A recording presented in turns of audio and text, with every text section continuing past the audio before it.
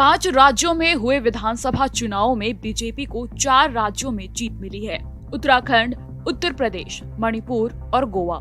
4 राज्यों में जीत के बाद प्रधानमंत्री नरेंद्र मोदी ने बीजेपी कार्यकर्ताओं को संबोधित किया और काफी लंबा भाषण दिया।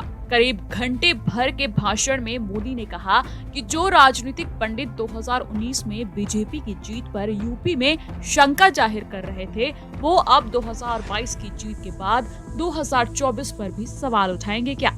मोदी ने आगे कहा कि एक ऐसा राज्य जो सीमा से हटा हो, एक समुद्र से सटा राज्य, या ऐसा राज्य जिसे मां गंगा का आशीर्वाद मिला हो, या फिर ऐसा राज्य जो उत्तर पूर्वी सीमा पर है, बीजेपी को हर दिशा से आशीर्वाद मिला है। नरेंद्र मोदी को अब इन राज्यों में जीत के बाद प्रशांत किशोर ने मोदी के भाषण पर बड़ा तंज कसा है और विपक्षी दलों के लिए संदेश दिया है। प्रशांत किशोर ने कहा कि भारत के लिए असली जंग साल 2024 में होगी, न कि किसी राज्य में।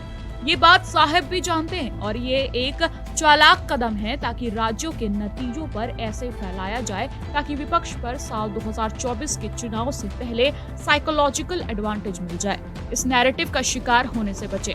5 राज्यों में हुए चुनाव में मिली जीत के बाद बीजेपी के हौसले बुलंद है। प्रधानमंत्री नरेंद्र मोदी जीत के अगले ही दिन गुजरात भी पहुंचे। गुजरात में इसी साल के अंत में चुनाव है और अहमदाबाद में पीएम मोदी ने रोड शो किया।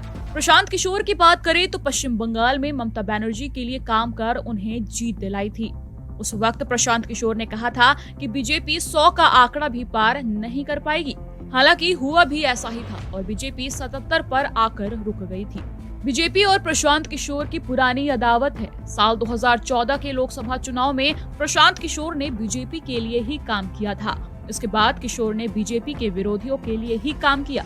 अब प्रशांत किशोर कांग्रेस के ऑल्टरनेटिव को तैयार करने और बीजेपी को नेशनल लेवल पर हराने की फिराक में है। इसलिए किशोर ने कहा कि विपक्ष पीएम मोदी के नैरेटिव में न फंसे। टाइम्स नाउ नव भारत ओरिजिनल की रिपोर्ट।